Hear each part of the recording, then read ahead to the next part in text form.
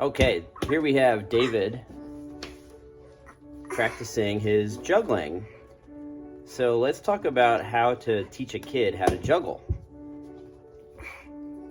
And we're using some bean bags here that are actually juggling bean bags. And as you can tell, they're kind of big in his hand.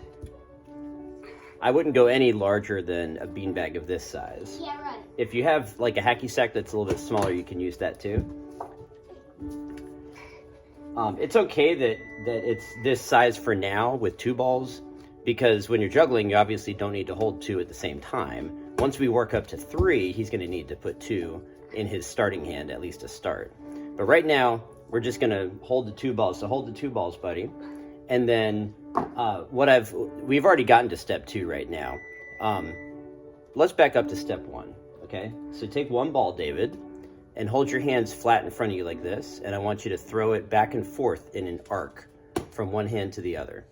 And I tell everybody when I teach them how to juggle, don't worry about dropping. Dropping happens. It happens all the time. And you just have fun and pick it up and try it again. I'll turn off the timer now. Okay, thank you. There you go. All right, pick it up, try it again. There you go. Oh, very good. See? Mm-hmm. Yeah, go for it. All right. Very nice. So see what he was doing? He was catching it like this. So we're gonna try to work on catching it like this. So try to catch it with your hands facing up like this instead of holding your palms up over your head. Like that, exactly. Very good.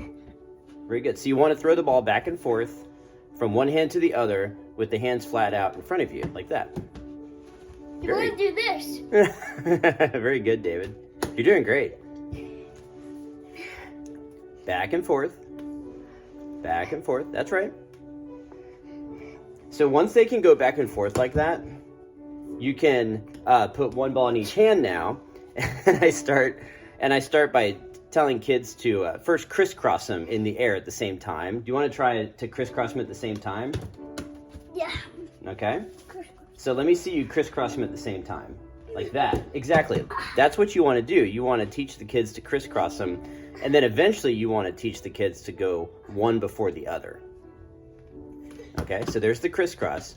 And the catching doesn't really happen for a while. You have to practice the throws first. Like an X. Like an X. And you'll start... Oh, let's show people the most common mistake when you start juggling is to do the circle. Can you show them the circle, David? Like juggle? Yeah, that's right. Do that. Do that. That's the default mode that everybody goes into when they learn how to juggle. It's just what the brain tells us to do is just throw one up, hand over the next ball, throw one up. Do it again, David? Like that. Yeah. Like you're throwing the balls in a circle. And if you want to learn how to juggle 3, you want to throw the balls in a crisscross pattern like this. All right, come on a little bit closer, buddy. There you go.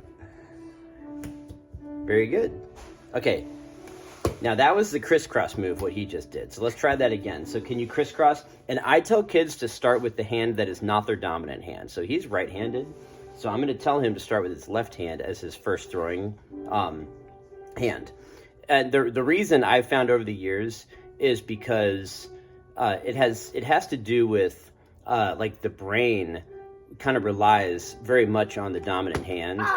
And if you start with the subordinate hand, it's kind of like you're giving that one more exercise so that it can catch up with your dominant hand.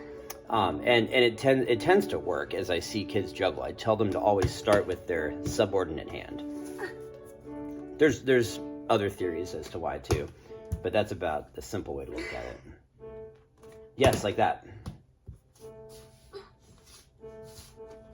Okay, he has not done the crisscross yet. We're going to see if we can get that, like the catch, where you can throw 2 balls in a crisscross pattern and then catch 2 balls. He's never done it before. Oh, I did it!